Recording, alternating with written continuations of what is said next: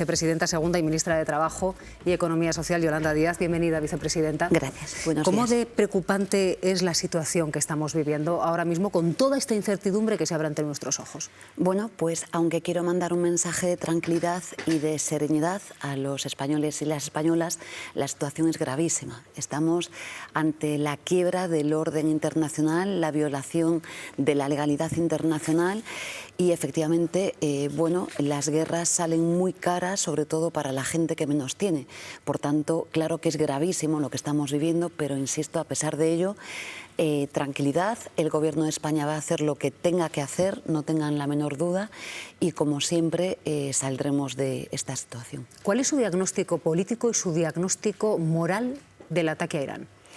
El diagnóstico moral es que es una infamia lo que estamos viviendo, y es una infamia que la mayor parte de los dirigentes en el mundo estén callados, y es una infamia que este lunes haya estado en Bruselas y la presidenta de la Comisión haya dicho lo que ha dicho. Es una infamia, una indecencia. Estamos con un genocidio en Gaza, estamos viendo cómo Trump hace lo que le da la gana, y ahora vemos una nueva guerra ilegal, ilegítima, desplomando toda la realidad internacional, la legalidad y, desde luego, sin que nadie diga nada. El único gobierno que está diciendo algo, con el presidente del gobierno a la cabeza, es España.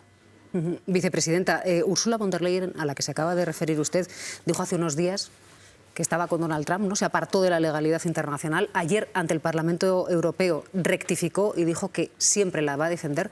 ¿A usted le sirve esa rectificación? No.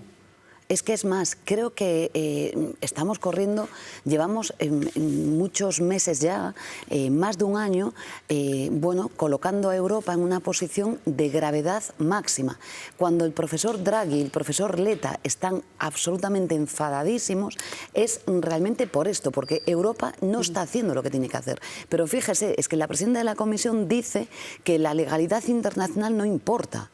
O sea, imagínese que yo diga eso, que un demócrata, cualquier persona, un demócrata, no puede hacer esta afirmación, y mucho menos siendo la presidenta de la Comisión Europea. Pero es que el problema es que la posición que está teniendo la presidenta de la Comisión es la inacción. Ustedes recuerden que antes de diciembre Donald Trump publicó un informe en el que hablaba claro sobre lo que quería hacer con Europa.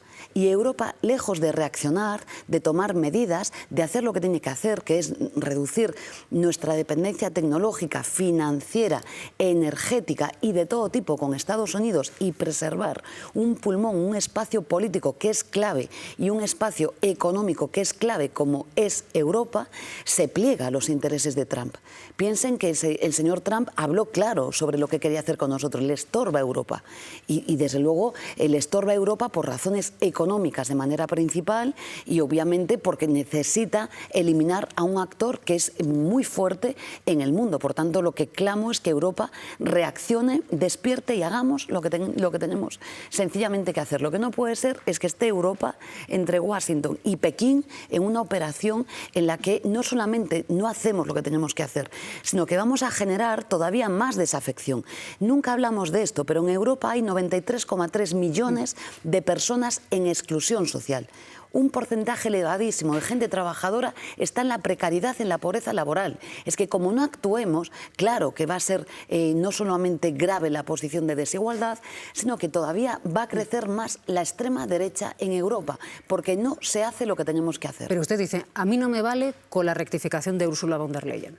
¿Qué va a hacer el Gobierno de España? Yo creo que el Gobierno de España, ese lunes estábamos en Bruselas, el presidente del Gobierno, el ministro de Economía y yo misma. Y creo que hoy, lo digo honestamente, creo que el Gobierno de España no solamente es un faro moral, que ya esto de por sí es importante, sino que hemos hablado clarísimo en el corazón de Europa. Y el presidente del Gobierno, lo digo también con rotundidad, está levantando la bandera de la democracia, de los derechos humanos, de la legalidad internacional y de la paz en el mundo. Y además estamos pidiendo que se actúe en una Unión Europea, insisto, que no hace lo que tiene que hacer. Cuando el profesor Letta dice, mire usted, todo lo que se está diciendo de simplificación administrativa, por cierto, siguiendo órdenes de Donald Trump, que vuelve a los tiempos de la desregulación, claro, es que vamos a un proceso de empobrecimiento en Europa. Ya sabemos lo que es la desregulación en Europa, lo que es un modelo social construido con bajos salarios, con competencia desleal, con dumping social. De esto va el informe Letta. Entonces yo creo, ¿no?, que lo que es muy anómalo es que se hayan cargado dos informes muy importantes para hacer, que son una especie de brújulas, para hacer lo que tenemos que hacer en Europa, y realmente sea la dirigencia de la Comisión Europea la que está plegándose a los intereses que, ya digo, son profundamente erráticos y ilegítimos, de este caso Estados Unidos. Recuerden ustedes aquella imagen de la presidenta de la Comisión con Donald Trump, que fue humillante.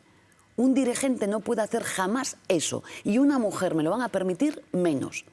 Y lo dice alguien que está rodeada de hombres en todos los espacios en los que trabaja. Porque el mundo económico, el mundo social está, como saben ustedes bien, plagado de hombres. Vamos a acercarnos al Ministerio de Economía, porque esta misma mañana usted es uno de los miembros del Gobierno que se va a reunir con los agentes sociales, con patronal y con sindicatos, para abordar posibles medidas ante la incertidumbre que está provocando el ataque contra Irán. Pablo. Sí, es una reunión del ala económica del Gobierno que se producirá aquí en el Ministerio a las 10:30 de la mañana para abordar con los agentes sociales las posibles medidas a llevar a cabo para paliar los efectos económicos por la guerra de Irán. Llega a esta reunión unas horas después de que el ministro Félix Bolaños haya terminado la ronda de contactos con los grupos parlamentarios. Les ha llamado por teléfono, a excepción de Vox, quien ha dicho que no quería saber nada del Gobierno porque el Ejecutivo quiere consensuar este plan de choque con los grupos parlamentarios. Quieren que las medidas estén consensuadas para que puedan obtener el respaldo parlamentario. Sobre la mesa, pues diferentes opciones, bonificaciones, deducciones, incluso una intervención de los mercados más sensibles, como pedía Sumar. Veremos cuándo llegan esas medidas, pero seguro lo podrá explicar mejor la vicepresidenta segunda. ¿Cuál es el objetivo, vicepresidenta, de la reunión de hoy? Bueno, el objetivo es que el próximo martes podamos desplegar medidas en todos los ámbitos económicos y sociales y energéticos en nuestro país. Por desgracia es que tenemos demasiada experiencia en la gestión de crisis, por tanto, vuelvo a dar ese mensaje de tranquilidad. La semana pasada yo convoqué a los agentes sociales y llevamos los ministros y ministras del área económica desde la semana pasada trabajando para hacer lo que tenemos que hacer. En el orden social, ya lo saben ustedes, lo vuelvo a decir, tranquilidad a las empresas, a los trabajadores y trabajadoras, porque todos los mecanismos ya forman parte de la legislación española. Tomaremos más medidas, ¿no? Probablemente lo que tiene que ver con la prohibición de despidos por causas energéticas, como hicimos en otras crisis. Probablemente ayer en los trabajos con la vicepresidenta tercera anticipemos los planes de movilidad que están en la ley, que todavía no está aprobada, para que los transportes sean colectivos en las empresas, o por lo menos en las empresas grandes. Toda la intervención de control de precios en el área de Hacienda, de la fiscalidad en los sectores productivos más afectados por el incremento de los precios del gasoil. Por supuesto, todas las familias, no hace más que llamarme todo el mundo por el precio de la gasolina y del gasoil, que claro, es imposible, y por tanto todas las medidas, y también en el orden social lo que está trabajando el ministro Bustinduy acerca de, lo volvemos a instar, a reclamar, de la congelación de los arrendamientos de las viviendas, los desahucios y las medidas que hoy, en una situación de crisis que ojalá controlemos lo antes posible, no se pueden dar. Así que ustedes pretenden llevar este tipo de medidas para aprobarlas en el Consejo de Ministros del próximo martes. Vamos a ir, como siempre hacemos, estamos calibrando día a día lo que está sucediendo, y la respuesta va a ser, como siempre hacemos, calmada, exhaustiva, casi diaria, pero sí, la visión es que ya el próximo Consejo tomemos algunas medidas. Les quiero dar tranquilidad, de verdad, porque es que lo hemos hecho... Hay muchísima incertidumbre, vicepresidenta. Claro, y fíjese, una de las preguntas de los ciudadanos, de los espectadores, es: ¿ustedes en el próximo Consejo de Ministros van a llevar esas medidas y van a aprobarlas? ¿cuándo se activarían, ¿no? ¿Cuál es la situación en la que la incertidumbre haría un clic y diría al Gobierno, activo ya, o entran en vigor ya desde el próximo miércoles? Desde que se publican, en el boletín oficial, es decir, que entrarían ya. La incertidumbre es la señal de estos tiempos, es lo peor que le puede pasar en términos económicos, porque no es que tenga riesgos, tú cuando ves los riesgos los prevés y los resuelves. La incertidumbre es como esa nebulosa, ¿no?, que no te permite ver que hay más allá. Pero quiero recordarles que en pandemia se desplomó el PIB 11 puntos, que yo viví en una semana cómo se cayeron 800.000 puestos de trabajo, que llamé a mi señor padre y le dije no hay manera de arreglar esto, y sí fuimos capaces.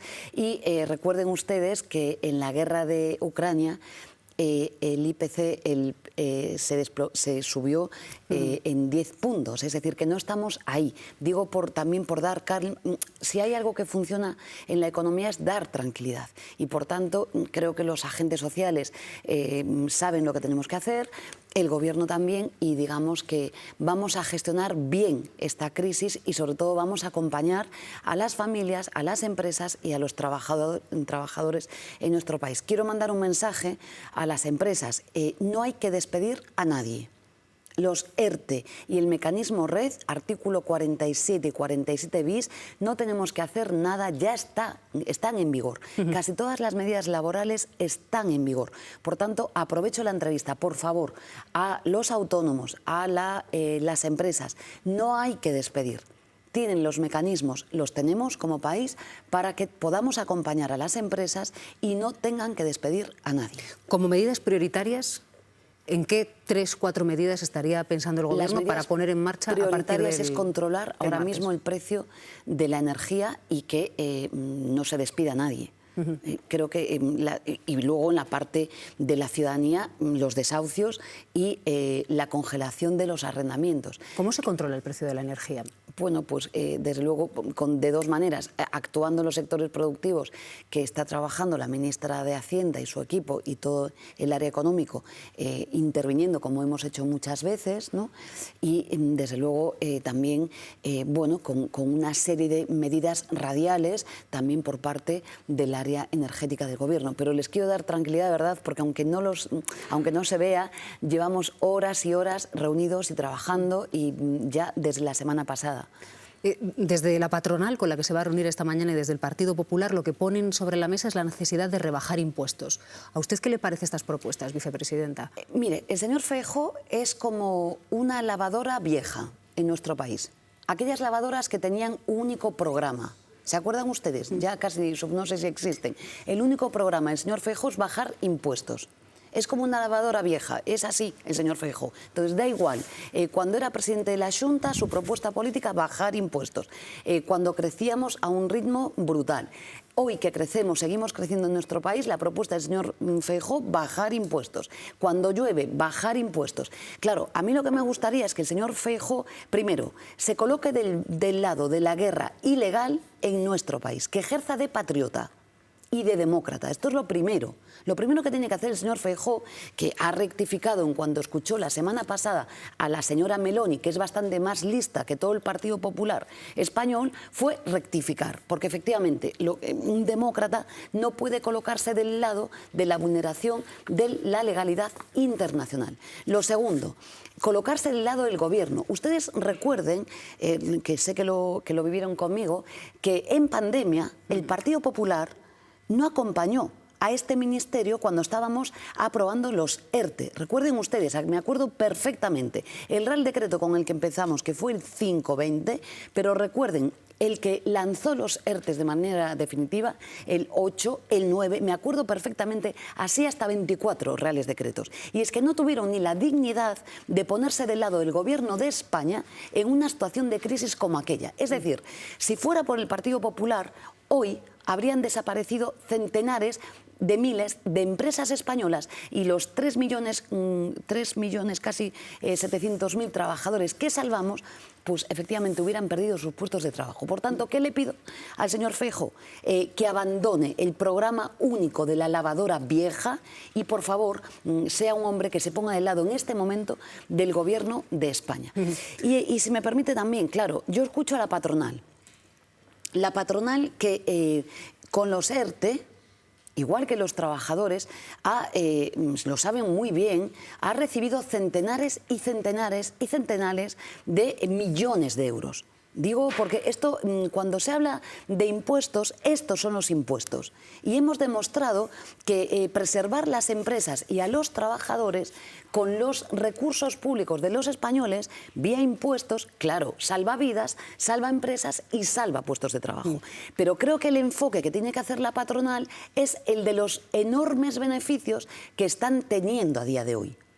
Y llevan teniendo a día de hoy. Por tanto, corresponsabilidad en situación de crisis por parte de las empresas de nuestro país. Y además lo digo porque hay muchísimas empresas que están dispuestas a arrimar el hombro, más allá de esa política que se dice. ¿Usted ve voluntad real por parte de la patronal? Quería preguntarle realmente de diálogo, de tender la mano, de arrimar el hombro. Me he reunido con ellos la semana pasada, con todo el tejido económico, con los sindicatos, con las patronales, con COE, con CEPIME, con todo el sector de la economía social, con todo el trabajo autónomo. Los voy a volver a convocar al trabajo autónomo en los próximos días y no tengo más que corresponsabilidad, agradecimiento. Saben que lo que vamos a hacer es lo correcto y probablemente hoy pongan el acento en otras medidas que no tienen que ver con el mundo del trabajo. Digo porque, insisto, es como la lavadora vieja, es que la única receta que dan siempre, da igual de lo que hablemos, es de bajar impuestos. Y yo digo, ¿no? Fíjese usted, lo que tienen que hacer es sector de la distribución, compromiso con el país, no disparar los precios. Nunca hablamos del sector de la distribución en España. Es un sector importantísimo, concentrado en poquísimas manos, con unos beneficios extraordinarios. Y por tanto lo que le pido es un compromiso con nuestro país, que ejerzan de españoles y controlen los precios en los supermercados de nuestro país. Esto es completamente posible, es necesario y tienen que hacerlo. Y luego que empecemos a meterle mano a los márgenes empresariales de del conjunto de empresas de nuestro país, ¿no? ¿Usted teme que haya quien aproveche para especular o que ya esté especulando? Siempre pasa eso. ¿Y cómo van a controlarlo? Recuerden todo lo que hemos vivido, ¿no? Como hicimos en pandemia. Recuerden en pandemia que yo tomé una decisión que era muy arriesgada, que era eliminar todos los controles administrativos ex ante, recuerden aquello, ¿no? Y hacerlos ex post, con un principio, porque si seguía la cadena administrativa normal, pues nadie hubiera, ya no digo en tiempo real, sino que hubiera tardado muchísimo tiempo en percibir las prestaciones de desempleo en los ERTE o las ayudas de las empresas. Entonces lo que hicimos fue levantar todos esos controles ex ante y lo hicimos después. Y si recuerdan ustedes, digo que habla muy bien de nuestro país, el fraude que hubo fue escasamente del 5%. Digo porque también si ven el informe del Tribunal de Cuentas sobre los ERTEs, el impacto es pequeño, es decir, que también hay como, a veces, ¿no? Como una visión de que todo el mundo roba en España y yo creo que la gente mayoritariamente en España es buena y no roba. Los que roban ya sabemos dónde están. Hablaba hace unos instantes del señor Feijóo y de que le requería un cambio de actitud. Ayer escuchamos por parte del Partido Popular a José María Aznar, que dijo que, claro, quienes se están alejando de los aliados como Estados Unidos son precisamente ustedes, los miembros del Gobierno de España. Mire, yo si pienso en el señor Aznar, veo la España más negra que hemos tenido en nuestro país. Aquel magnífico texto de Montalbán, que de ahí viene todo, la aznaridad, de ahí viene todo lo que tenemos hoy, es un proceso continuo, nos ha traído hasta aquí. Es un hombre que efectivamente se coloca fuera de la legalidad internacional, es el hombre de la guerra, es lo peor que le ha pasado a España, es el hombre que ha sacrificado, ha mentido y ha dirigido la peor política económica de nuestro país. Recuerden, con un vicepresidente en la cárcel, cuando se habla de algunas cosas. Por tanto, le pediría al señor Aznar que lecciones en nuestro país a este gobierno ninguna. La decencia, la dignidad, los derechos humanos y el respeto a la legalidad internacional lo representa hoy el Gobierno de España, igual que lo representan muchísimas instituciones que están defendiendo la legalidad en España. Me reuní hace 2 días con el comisionado de la UNRWA en Palestina. O sea, es una indignidad lo que están haciendo dirigentes como Aznar con organismos que son claves para los derechos humanos en el mundo. Cuando uno quiebra la legalidad internacional o los derechos humanos, o nos meten en una guerra ilegítima, como nos condujo el gobierno del señor Aznar en Irak, pues desde luego ya sabemos a dónde vamos, al empobrecimiento masivo. Las guerras las pagan los que menos tienen. Y aparte las pagamos con víctimas, con muertes. Por tanto, lecciones ninguna. Esa es la España negra, la España que no va a volver. Y lo más dramático del señor Feijóo, la lavadora vieja con programa único, es que está en manos de Vox y que están trabajando exactamente para inflar todavía más electoralmente a Vox. ¿Qué pensó, vicepresidenta, ayer cuando en el aniversario, ayer fue 11M, en el aniversario del atentado más terrible de la historia de España, Jaime Mayor Oreja volvió a alentar la teoría de la conspiración y dijo que el objetivo era sacar al gobierno del Partido Popular del poder? Es que se me están poniendo, se me espiga la piel. Yo recuerdo cuando, permítame, esto es una confesión personal, cuando perdió las elecciones Aznar, yo tenía un juicio el lunes, en mi profesión. Y me acuerdo bien la jueza, además, que estaba en el tribunal y no podía, con la alegría que tenía en el cuerpo, no podía ni disimular. ¿Y por qué pasaba esto? Porque mi madre, que de aquella vivía, en la última etapa de Aznar, mi madre pensaba que yo iba a acabar en la cárcel como había acabado mi padre y muchos españoles y españolas, bueno, como ellos, ¿no? Claro, que Jaime Mayor Oreja diga esto ayer es una indecencia. Una indecencia, es decir, que nuestros hijos e hijas escuchen a ese señor que no saben ni quién es, diciendo esas barbaridades.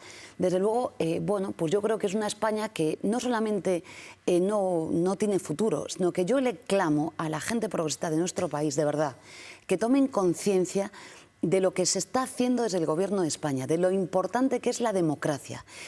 De verdad, que con toda sé que la tristeza del mundo en el que vivimos, sé que la gente progresista está desanimada, pero yo les pido que den un paso adelante. Pero no un paso adelante porque puedan venir estos, los de la guerra, no, sino porque queda muchísimo por hacer y porque España es muchísimo mejor que toda esta caterva de hombres todos señoros, los hombres de la guerra, que le han hecho un daño atroz a España y, por cierto, a su partido. Las dos cosas a la vez.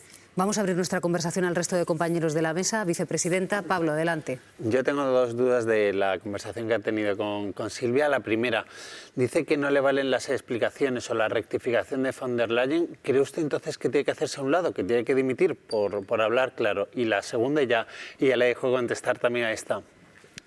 Al Consejo de Ministros del martes, esas medidas que ya se van a poner encima de la mesa del Consejo de Ministros, ¿estarán antes negociadas y pactadas con los grupos parlamentarios o van en paralelo?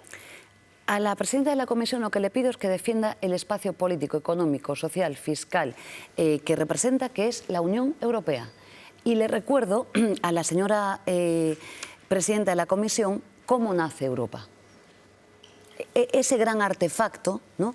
Ese elemento fundacional que nace después de dos guerras gravísimas en el mundo y nace con dos banderas: la paz, no repetir la guerra como instrumento político, y el bienestar social. Lo quiero recordar porque van de la mano estas dos cuestiones. Y ella debería de centrarse en el mandato fundacional de ese ente político, ese gran acierto que hemos tenido, que es la Unión Europea.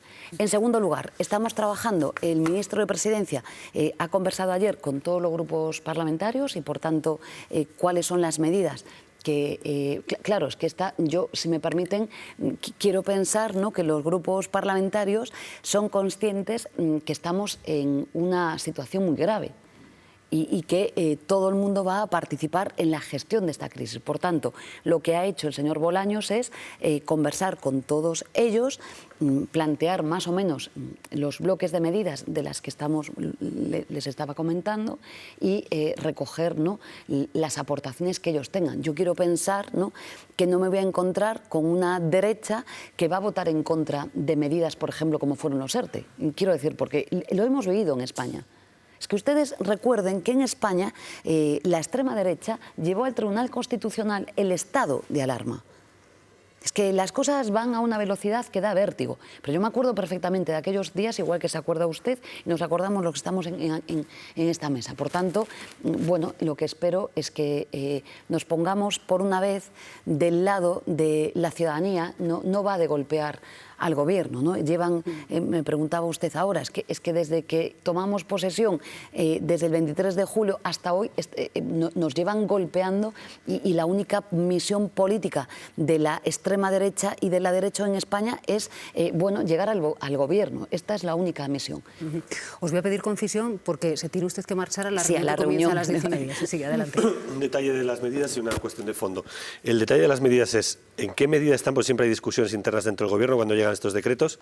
¿Cuál es la medida que más discusión interna está generando y cuál es la posición de su sector en eso? Y de la cuestión de fondo, ¿cómo es posible en una situación como la que está trasladando, con las consecuencias directas de la guerra sobre, por ejemplo, el gasóleo que afecta a los agricultores, cómo es posible, cómo explica usted que el partido más cercano a Trump en este momento, que es Vox, esté creciendo tanto en las encuestas y, en el otro lado, tanta debilidad? Tenemos unas elecciones este domingo y parece que le va a ir bien a ese partido que está cercano a Trump, que tiene estas consecuencias en su política.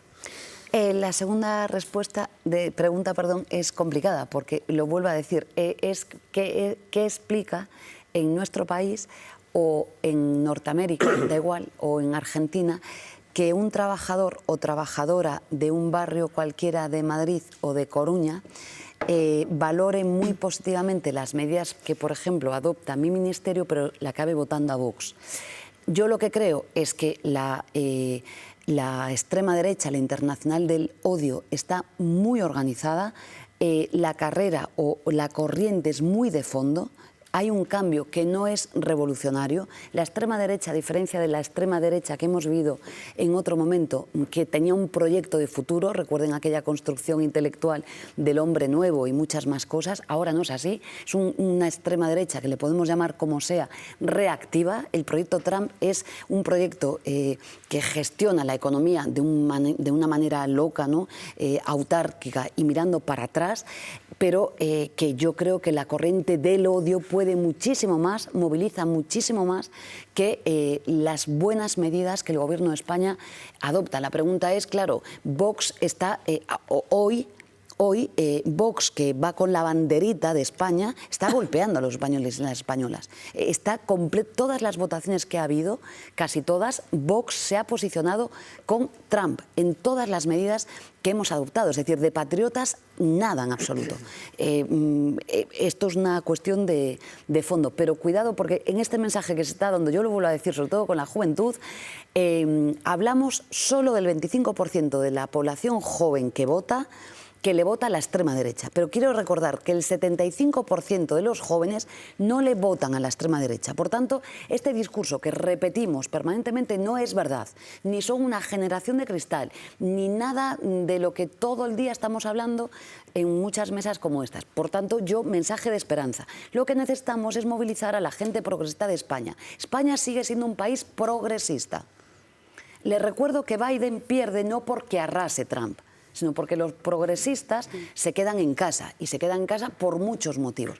Hay que actuar ahí, pero por ser clara, si yo supiese cómo se ataca a la extrema derecha, ayer me reunía también con diputados argentinos, ayer o antes de ayer, no sé, es complejo. Ahora, yo creo que la corriente de odio, la extrema derecha ha diagnosticado, creo, muy bien la crisis de identidades de la sociedad contemporánea. Creo, honestamente, que lo han identificado muy bien, lo resuelven muy mal. Para muestra un botón de lo que está haciendo Trump, ¿no? Que está golpeando en primer lugar al pueblo norteamericano, la economía norteamericana y las deportaciones masivas, ¿no? La segunda cuestión, les quiero dar tranquilidad porque me preguntan estos días muchos de ustedes si hay mucha bronca en el gobierno por las medidas, y honestamente no la hay. Lo digo honestamente porque vamos trabajando y además, como siempre, ayer la vice 3 y yo misma coincidíamos en una serie de medidas y otros miembros del no va por partidos esto en este momento. Sí es verdad que tenemos una discrepancia que conocen ustedes muy bien, que son la congelación de los arrendamientos, que nosotros seguimos instando que se hagan como hicimos en otros momentos de crisis. Adelante, Paloma. Sí, vicepresidenta, a mí me gustaría insistir en el tema de Europa porque el Gobierno de España tiene una posición muy clara, pero también pertenece a un club que es el de los 27 y porque estamos viendo que Europa está inmersa en una crisis de posiciones. Lo hemos visto esta semana en el Parlamento Europeo, lo hemos visto con una figura, yo creo que bastante tocada, de Ursula von der Leyen, que ya lo lleva arrastrando, pero que esta semana se ha hecho visible. Es verdad que usted decía que no le valía esa rectificación, pero teniendo en cuenta que tiene que haber una posición europea, a mí me gustaría saber si no se aclara, no se sienten identificados con la posición que en los próximos días vaya saliendo de la Comisión Europea, si usted cree que la izquierda debería promover una moción de censura contra Ursula von der Leyen. Fíjese, el Gobierno de España lo que hace normalmente es dar un paso adelante, va a la vanguardia. Y luego los gobiernos, muchos Estados miembros, van reaccionando en positivo a esas medidas. Fíjese, yo el lunes en el EPSCO, que volvíamos a discutir temas que son muy importantes, que tienen nombres muy ligeros, pero que conllevan medidas graves, como es la simplificación administrativa, que usted conoce muy bien, yo pensé que me iba a quedar sola, ¿no?, levantando la bandera de cuidado, ¿no? Esto de desregular ya lo hemos vivido en Europa y es una muy mala noticia. Y fíjese, lo hice en un EPSCO en el que los gobiernos socialdemócratas somos muy pocos. Y me quedé sorprendida porque abrí el camino y creo que casi la mayoría de los Estados miembros, con distintas posiciones ideológicas, salieron diciendo esto. Por tanto, en política, como en la vida pública en general, como en su profesión, a veces lo que hay que tener es las ideas claras, que es verdad que a veces los dirigentes no tienen las ideas claras. Yo creo, lo dije este lunes, el problema que tenemos es que necesitamos dirigencia en Europa y no la tenemos, el Gobierno de España sí, y luego imaginación y propuestas claras. Pero quiero decirle que los debates en Europa son apasionantes, yo he dado muchos en minoría aplastante y los he ganado. Me remito a, por ejemplo, la directiva de plataformas digitales, complejísima, estábamos en minoría aplastante y cuando uno se pone de manera tenaz, ¿no?, y con argumentos sólidos, acaba ganando. Digo porque, bueno, ese día hubo 3 reuniones y todas son más consensuadas de lo que parece. Y luego, le digo honestamente, yo llegué allí con mi equipo y nos vinieron a felicitar por la posición del Gobierno de España. Muchos Estados miembros. Queda una pregunta de Marta Nebot. Vicepresidenta, yo le quiero preguntar por las cosas de comer. Me preocupa efectivamente ese cuarto de la población, tanto española como europea, que lo pasa mal y que ahora lo puede pasar peor. Efectivamente, este gobierno es ya, digamos, experto en crisis. Vale, hay una batería de medidas muy clara que ustedes ya han aplicado. La cuestión es qué medidas van a reaplicar y cuáles no. Por ejemplo, la bajada del IVA de los alimentos primordiales no fue tan efectiva como se esperaba y de hecho se denunció que había servido para engordar las cuentas de resultados de algunos. Grecia está proponiendo topar los beneficios, no ir por los precios sino por los beneficios. A mí me suena una música muy bonita. No sé cómo le suena a usted, no sé si es viable y no sé si después de la caída del decreto de control de precios de emergencias aquí, sí, con los votos en contra de PP, Vox y Junts, eso tendría alguna viabilidad. Mi posición clarísima, lo he dicho estos días, el IVA, bajar el IVA de alimentos, como por cierto han coincidido, ¿no?, en una reacción conjunta el señor Garamendi, el señor Feijóo y las plataformas, el sector de la distribución, creo que es un error. No hace más que ensanchar los márgenes empresariales del sector de la distribución. Y como usted decía, ya lo hemos vivido y no bajaron los precios. Por tanto, desde luego, nuestra posición es, en el caso de actuar en materia de alimentación, que habría que hacerlo, esta es nuestra posición, y aquí sí que creo que hay una discrepancia, es intervención en sí, los precios, que es absolutamente posible. 2, la distribución tiene que pagar impuestos. Es que nunca hablamos del sector hablamos del sector energético, del bancario, y nunca hablamos de las poquitas multinacionales que en nuestro país gestionan y controlan el poder de la distribución, que son las que causan, por cierto, el destrozo en la ganadería, en los ganaderos, en la agricultura en nuestro país. Recuerden, ¿no?, que se llegó a, yo aquí ya ejerzo de gallega, ¿no?, se vendía el precio de la leche se le compraba a los productores por debajo del valor de producción. ¿Pero en qué medidas está pensando? No, yo digo a la pregunta, lo que le respondo, desde luego, no estamos pensando en la bajada del IVA porque no es eficaz para esto y desde luego aquí sí que hablo como Sumar, nosotros somos partidarios del control de precios en la cesta de la alimentación. Ya lo hemos hecho en una cosa, aquí sí que hay una discrepancia en el gobierno, que no va solo por partidos, no, que va por gestiones, no por ministerios. Y me había hecho una segunda pregunta. El ejemplo griego habla de topar los beneficios. ¿Eso se puede hacer? Todo se puede hacer. Desde luego, me van a permitir que yo hablo casi a diario de los márgenes empresariales. Y cuando me senté con los agentes sociales, les pongo los márgenes allí empresariales. No dejan de crecer. No dejan de crecer. Es que de esto nunca hablamos del salario mínimo, no hablamos de los salarios de los consejos de administración, pero ya al margen de los salarios. Es que en España, en una democracia, hay que hablar de esto, porque de esto va la democracia, de repartir la riqueza. Por tanto, mi posición ahí es clarísima. En la cesta de la compra, una cesta de la compra que puede ser controlada, porque efectivamente es que ya lo hicimos y no han hecho más que forrarse. Vamos, esto nosotros bajamos, ¿no? El IVA, como saben, y ellos se siguen forrando y la gente, me decían ayer muchas señoras, ¿no?, que fui al supermercado, Yolanda, es que da igual, porque es que mira el precio de la leche, del aceite, de lo que ustedes quieran, es que no dejan de crecer los precios. Por tanto, mi posición es esta. Y dos, lo que usted ha dicho es verdad. Las tres derechas en nuestro país, Junts, Partido Popular y la extrema derecha están golpeando a la gente más humilde en España. Y no es verdad que estén defendiendo, lo vuelvo a decir, no es verdad que Junts esté defendiendo a los catalanes y las catalanas. No, es verdad. Yo me he quedado, vicepresidenta, con una petición que ha hecho prácticamente al principio de esta entrevista. Pido a las empresas que no despidan. Claro, Globo anunció ayer un ERE para 750 personas. Fíjese, voy a ser clara, porque la batalla contra Globo, como saben, y la hemos ganado. Lo vuelvo a decir, en nuestro país se aplica la legalidad. Lo digo para muestra un botón. Y bien que siento que, además, haya tenido que modificar el artículo 311 del Código Penal para sentarlos en los tribunales. Y están sentados en los tribunales. Mensaje clarísimo. A mi despacho no vienen a pedir favores. Saben lo que se van a encontrar. Por tanto, a Globo, si cree Globo que nos va a chantajear al Ministerio de Trabajo, vamos, ya el mensaje es clarísimo. Y en todas las medidas que podamos tomar en este ERE, desde luego no tengan la menor duda de que vamos a actuar con claridad. Porque este chantaje de que como los tuve que laboralizar, los tengo que despedir, es impresentable en una democracia, en una gran multinacional.